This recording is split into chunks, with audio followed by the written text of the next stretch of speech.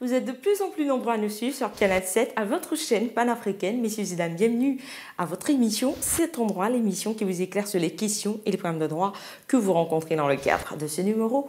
Nous parlerons de la présomption de paternité.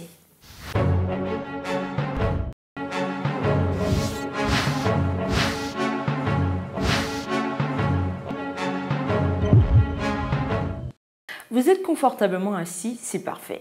Clarisse et Freddy ont plus de 5 ans de mariage. Et de cette union est née la jeune Mireille qui n'a que 2 ans.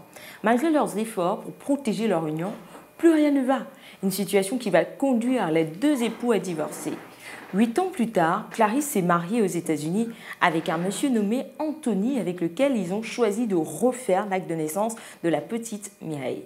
Pendant toutes ces années, Freddy n'a plus jamais eu les nouvelles de son ex-femme et de sa petite fille de 2 ans. Un jour, Clarisse et son nouveau mari Anthony décident de se rendre au Gabon pour passer leurs vacances. Sur place, Freddy apprend la nouvelle. Il souhaite à nouveau rencontrer sa fille qui aujourd'hui est âgée de 10 ans. Mais pour Clarisse, il n'est pas question que son mari rencontre sa fille et gâche par la même occasion sa nouvelle vie de famille. C'est à cet instant qu'il décide d'avoir recours à la justice. Mais en réalité, que prévoit la loi?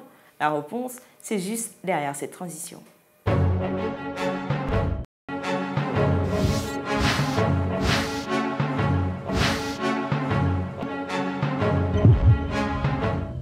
De retour pour la suite de votre émission Cet endroit. Avant même de lire le droit dans cette histoire, nous trouvons important de définir ce qui constitue une présomption de paternité.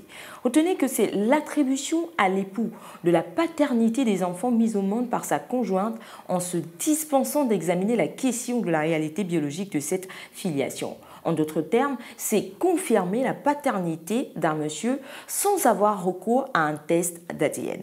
Sachez justement que l'article 391 du Code civil gabonais dispose que l'enfant conçu ou né pendant le mariage de ses auteurs est légitime. Il a pour père le mari de sa mère, même si le nom de ce dernier n'est pas indiqué dans l'acte de naissance et quelle que soit la manière dont la filiation maternelle est établie.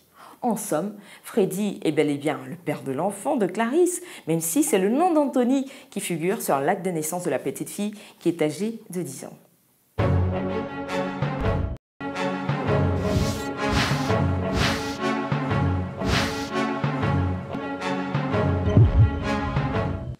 Voilà, c'est la fin de votre émission Cet endroit, en espérant vous avoir servi tout au long de ce numéro consacré à la présomption de paternité. Je ne saurais vous quitter sans vous rappeler que vous pouvez nous adresser vos propositions de thèmes sur Facebook /Cet endroit.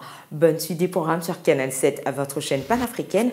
N'oubliez pas que nul n'est censé ignorer la loi. Au revoir et à bientôt.